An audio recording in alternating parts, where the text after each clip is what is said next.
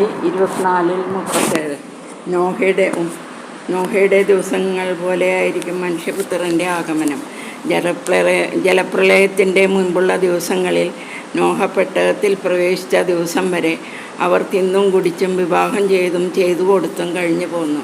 ജലപ്രളയം വന്ന് സംഹരിക്കുന്നതുവരെ അവർ അറിഞ്ഞില്ല. ഇപ്രകാരം തന്നെയായിരിക്കും മനുഷ്യപുത്രൻ്റെ ആഗമനവും.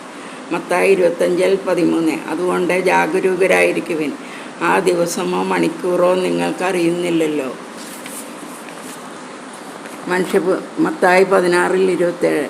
മനുഷ്യപുത്രൻ സ്വപിതാവിൻ്റെ മഹത്വത്തിൽ തൻ്റെ ദൂതന്മാരോടൊത്ത് വരാനിരിക്കുന്നു. അപ്പോൾ അവൻ ഓരോരുത്തർക്കും തങ്ങളുടെ പ്രവൃത്തിക്കനുസരിച്ച് പ്രതിഫലം നൽകും. മത്തായി 7:13. ഇടുങ്ങിയ വാതിലിലൂടെ പ്രവേശിക്കുവിൻ. വിനാശത്തിലേക്ക് നയിക്കുന്ന വാതിൽ വിസ്തൃതവും വഴി വിശാലവുമാണ്.